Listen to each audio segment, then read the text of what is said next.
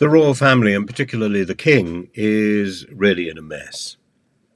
On the one hand, well, that is if you want to read all the gossip in the red-topped tabloids like the Daily Mail, and if you don't, I'm going to bring you the news anyway because it's as if the whole thing has been telescoped into a matter of a day or two, and that Prince Harry has brought it all to a head.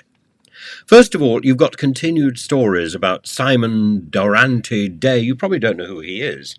He is the supposed secret love child living in Australia, adopted at 8 months old in Portsmouth when Camilla was 18 and Charles was 17. And he says he doesn't really want to have anything to do with the royal family. He doesn't watch the king, and he just wants to be acknowledged, and he's trying to get some sort of DNA test. And yet there's a real son who the king is equally seeming to sideline. So when Harry was in the UK, barely 2 miles away from his father, barely 2 miles away from his brother, saw neither of them, King Charles had said that he didn't have time, apparently.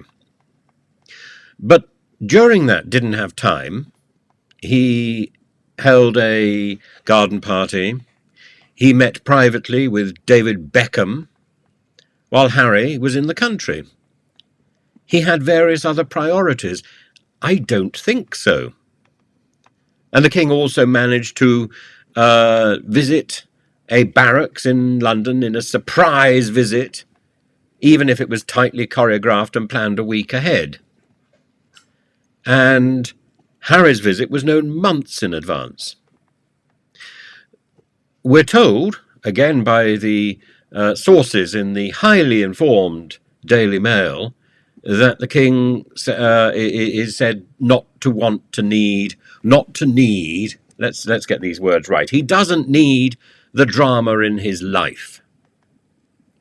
But both of these ideas, the David Beckham thing and the surprise visit to the barracks, quite apart from the honour given to his brother, which will involve next week a visit, a royal visit both by the king and by the Prince of Wales at the same time, to establish the Prince of Wales as Colonel-in-Chief of the Air Corps of the Army. A job, oddly, that, of course, Prince Harry was involved in. He served in the Air Corps in Afghanistan. So all of this suggests a snub, and commentators talk about Harry bringing too much drama to the table. And at the same time, Harry has started his quasi-royal, pseudo-royal tour of Nigeria, and at the moment he's in Kaduna State, and pictures are literally falling out of the media heaven, looking every inch the real thing, and under the invitation of the Department of Defense. It's a sad, sorry story, and it's odd, particularly as professionals now question the level of security offered to the Duke and Duchess on their tour in Africa, as Nigeria rolls out the red carpet and fans rock in for selfies. It's a high-risk country, surely. And the commentators point to the hypocrisy about complaining of the level of security afforded to the Sussexes and their family in the UK compared to the level of security offered in Africa. Today, the king is getting on with it. He's presiding over an investiture ceremony, his first official investiture since the onset of cancer, honouring the Archbishop of Canterbury. Dame Julie Cooper, the Archbishop of Canterbury, is being knighted, the Dean of Westminster being honoured, and the king apparently is very keen to get on with the job, especially if it means doing it outside. So I think one should expect lots of sightings at the coming D-Day celebrations at Ascot, as well as at Trooping of the Colour. The Queen, meanwhile, is apparently quoted as being frustrated and trying to hold him back. But he's doing the job that he was born to. And there's also quite a lot of talk about a resolution to the Harry problem, if only Harry would apologise to the Queen for the hurtful things that he said in his book Spare. If only even a private apology would be enough to build a bridge. Maybe that's all that it takes, a private apology. But at the moment, Harry's the one who wants the apology as well.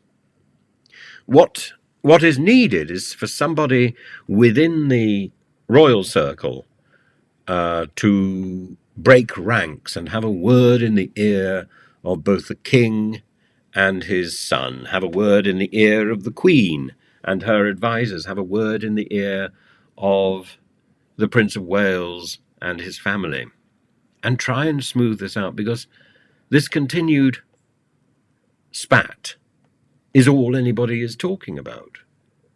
Nobody is talking about the good works and the charities which the king's taken on an extra 200 charities to represent. And there's talk that Prince William would want to trim that right down.